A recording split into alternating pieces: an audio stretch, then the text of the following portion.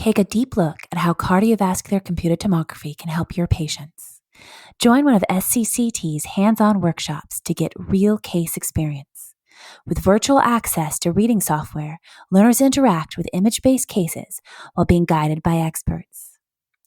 SCCT workshops cover a wide range of topics such as coronary evaluation, plaque features, grafts, valvular heart disease, transcatheter valve planning, structural heart disease, congenital heart disease, masses, pericardial pathology, and other commonly encountered clinical scenarios. All workshops include case credit and CME. Visit scct.org/workshops for more information. That's scct.org/workshops.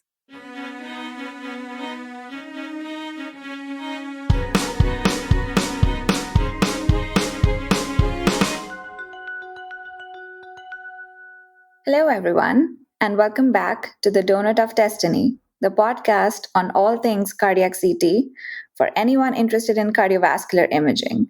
I'm one of your co-hosts, Nidhi Madan, and I'm a structural and interventional cardiologist at Nebraska Methodist Hospital in Omaha, Nebraska. And hello again, everyone. I am your other co-host, Praveen Ranganath, and I'm a radiologist practicing in Dallas, Texas.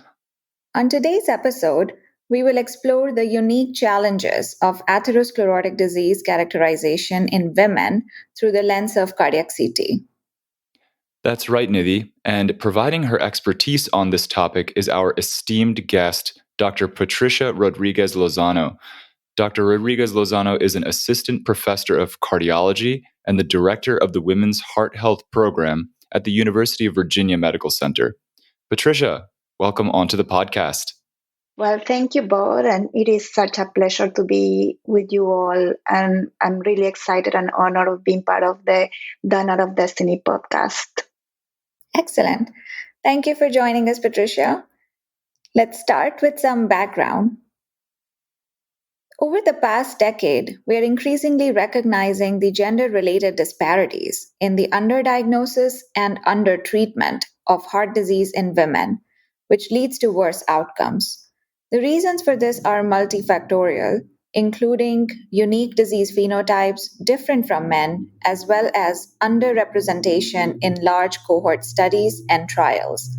Patricia, let's begin by reviewing what we currently know about CAD disease phenotypes unique to women. Such an important question. Let's start highlighting that atherosclerotic cardiovascular disease remains the leading cause of morbidity and mortality in women in the United States and worldwide. Recent reports document declines in cardiovascular disease mortality for females, but reductions are lower when compared to men. Women have a unique phenotype of atherosclerotic disease with less calcified lesions, more non-obstructed plaques, and a higher prevalence of microvascular disease as compared to men, which may explain in part why current models to detect obstructive coronary artery disease may not work as well in women. There are also sex differences to consider related to cardiac and coronary anatomy. Women have smaller epicardial coronary arteries than men, even after being adjusted for age, BMI, DSA, and left ventricular mass, which complicates accurate assessment of distal coronary arteries. Women also have thinner myocardial walls that might represent a challenge for the evaluation of non-transmural ischemia, for example. We know from data coming from the NCDR CAD PCI register that women referred for angiographic evaluation of stable angina or acute coronary syndrome, the rate of significant coronary artery disease was around 50% compared to 66% among men. We also have data coming from the CCTA data from, for example, the confirmed register that shows that in a cohort of symptomatic and asymptomatic individuals with suspected CID undergoing non-invasive evaluation by CCTA shows that for all symptoms category, the prevalence of obstructive disease was significantly higher in men than in women. Women, as mentioned before, are known to have less obstructive coronary artery disease. However, this does not mean their symptoms are unrelated to coronary atherosclerosis. The diagnostic evaluation of suspected or known CID has been largely aimed at detecting obstructive CID. So it is important to recognize that women have smaller epicardial coronary arteries that can develop hemodynamically significant stenosis despite lower plaque burden. So it's so important that early and accurate risk stratification in women combined with target treatment is essential to manage atherosclerotic cardiovascular disease and improve outcomes specifically in women. Patricia, thank you so much for an excellent review on the background behind atherosclerotic disease phenotypes that are specific to women. With this in mind, I'd like to move our discussion to imaging. We and our listeners in the cardiac CT community are surely familiar with the role of CT in general atherosclerotic disease characterization. But now, can you speak to the specific advantages of CT in characterizing atherosclerosis in women? As we all know, cardiac CT imaging allows for a comprehensive anatomic assessment of CID and characterization of subclinical atherosclerosis, which can be especially valuable for identifying sex-specific phenotypes of varying cardiovascular risk. Results from the CIC consortium cohort found an increase in the proportion of women with detectable calcium after age of 45 when endogenous estrogen levels decline.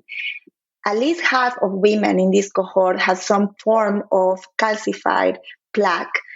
Therefore, the onset of menopause, which occurs on average at the age of 51, is an essential risk factor for females. From the calcium consortium data, also, we know that women have fewer calcified lesions, fewer calcified vessels, and lower calcium volumes, while a calcium score of 0 carries a similar low risk for cardiovascular disease event for both men and women.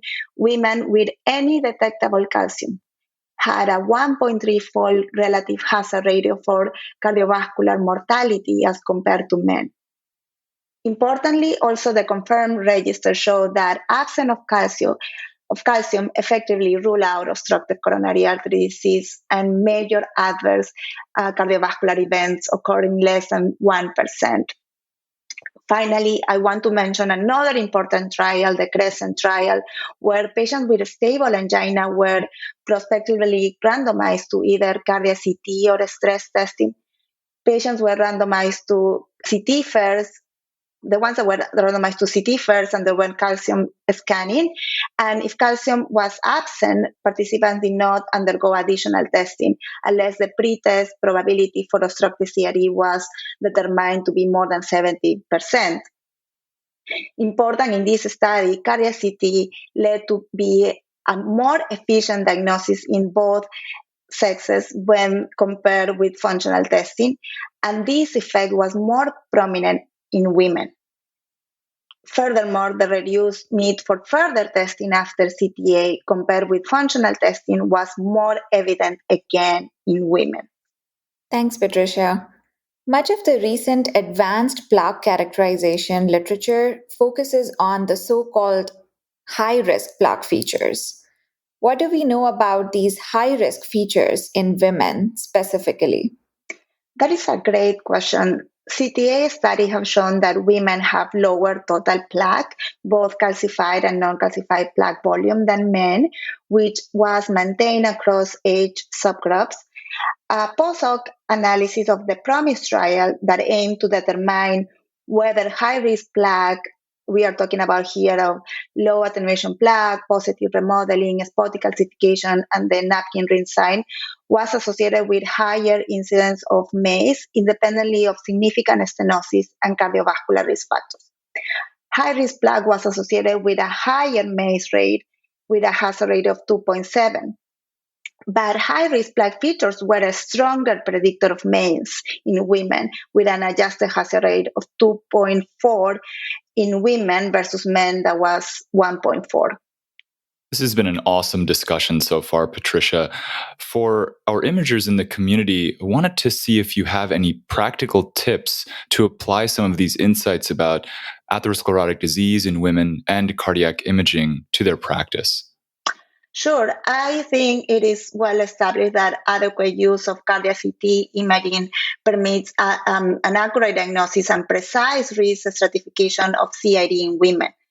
The identification of at-risk women can help targeted management strategies, including early initiation of guidelines-directed therapy that can decrease long-term risk and improve cardiovascular outcomes.